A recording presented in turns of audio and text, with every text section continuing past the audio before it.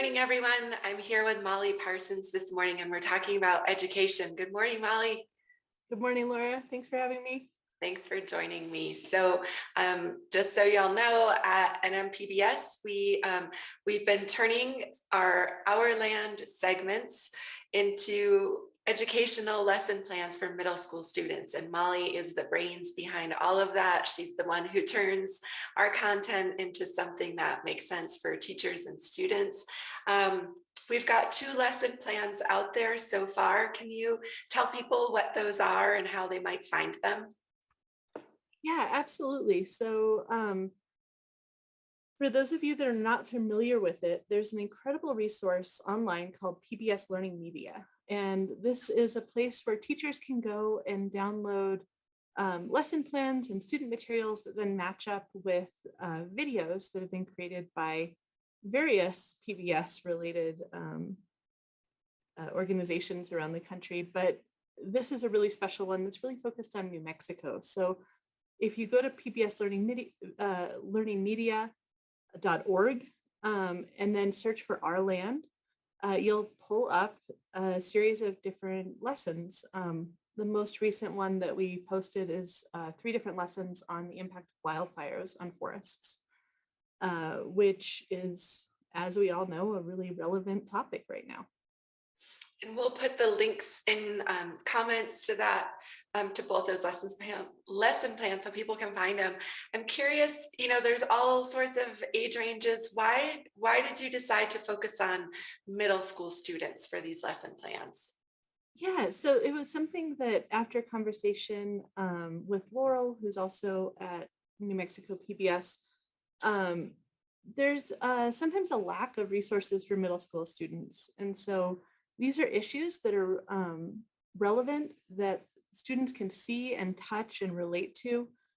So it's really just a good fit for kids at that age. I love that there's different, like there's the videos and there's resources for teachers, and then there's various lesson plans and activities for students. And I know as you've been sending me these lesson plans and I've been looking at them, there's so many activities that I would love to do. Are there any as part of either the climate impacts on wildlife or forest and fire that were maybe like exciting for you to put together that you think anybody would want to do? Yeah, I definitely feel like these could be adapted for different age groups or even things to do at home and try out at home to learn about these topics. I love the ones that are hands-on. So things that you actually get to go out into the environment and try out and do. So looking at snow melt questions around how does shade and tree cover impact snow melt, and how does that impact our water availability? That's a fun one. And it's super simple. You can just take some ice cubes. If you really wanted to turn them into snow, you could grind them up and put some in the sun and some in the shade, and then time. What's the difference? How much longer does it take to melt in the sun versus the shade? And then that's a nice little model to think about how our snowpacks that are up in the mountains really feed our streams and rivers and how we depend on those. So creating small models that then have a bigger impact and help us understand a bigger thing. So I know as a kid and even now as a grown-up, I will do anything to get outside and away from my computer or my desk. But I'm curious, aside from like the getting outside aspects of environmental education, why do you think that environmental education is so important, especially maybe for this middle school age group, and really why it matters for New Mexico students?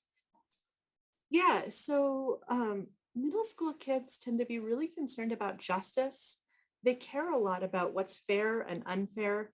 Um, and environmental justice is one of those topics that they tend to really gravitate towards because it relates to both what's fair and unfair for people, but also what's fair and unfair for the environment and the world around us. And kids have a lot of empathy at that age. I think middle school students get a bad rap because we all remember how hard it was to be that age. But they're an incredible group of young people in New Mexico that really do care about the world around us, that want to learn about it, that want to engage with it. And one of the really cool things about New Mexico is we have such a wide variety of different biotic communities, different ecologies, different geological settings that we can explore and see almost everywhere in the state. I mean, you look around, you can see mountains around you, you can see dry areas. So it's it's an amazing place for kids to get to explore. And I think there's a real movement around that and getting kids outside. And there was some legislation this year also that went into outdoor education, and funding outdoor classrooms. And it's a exciting time to be doing this work. So you've been an environmental educator for a long time, and I'm curious for, maybe there's parents or teachers out there who say climate change is too scary, forest fires, like, these are topics that are too big and too scary. What would you say to those parents or educators? I think first that your kids know about these things anyway, right? They're hearing about it. And I think a lot of times kids are made to feel very powerless in the face of these issues, especially when they're um, just being told about it on the news. They hear some story in passing and, it's the end of the world. And um, I think by actually learning about it, learning the causes, learning the effects, and then learning what students can actually do to make changes in their own lives, to think about the future, to think about adaptations and mitigations, um, we're empowering them. So, like most scary topics, you can't just hide it from kids. They're gonna learn about it one way or another. And by creating opportunities to have them engage with real facts, with the things that are happening around us in our environment, I think it's an opportunity. Yeah, I think we have a really cool, the next lesson plan coming up is really neat. We've been checking in with some of the people we've featured on the show over the years. Can you talk a little bit about what's coming next? Yeah, absolutely. So there's two additional modules that are going to be coming out here, hopefully pretty soon. Um, the first is on waterways and drought and water resources in New Mexico, and how those are really dependent on weather patterns, and climate might affect those pretty dramatically, will affect those pretty dramatically. And then the second is on environmental careers.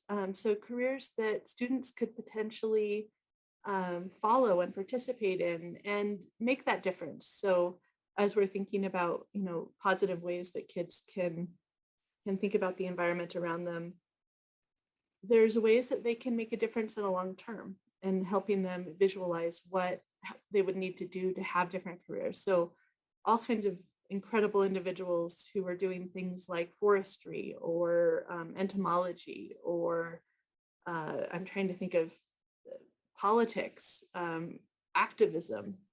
So just kind of thinking about the environmental field a little bit more widely than just an academic perspective, but who are the people that are really out there doing this work, and making a difference in the world, and then highlighting those things.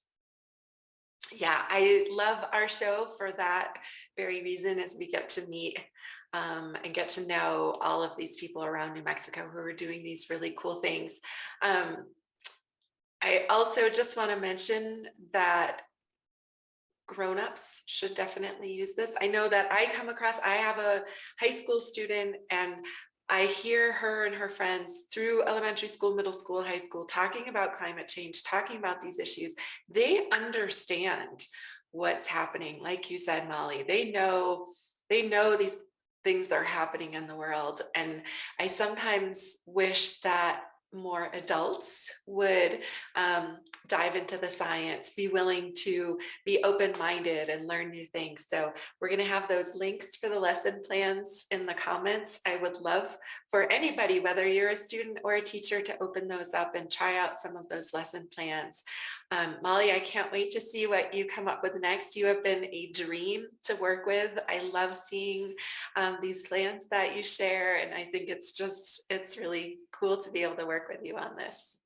I feel the same way, Laura. I feel like I've been given an amazing set of videos and expertise from all these people around our state, and getting to highlight them and connect them with our students has been just a pleasure. So thank you so much for including me in this project. Awesome. Well, thanks, Molly. I appreciate you talking with me this morning. Thanks, Laura.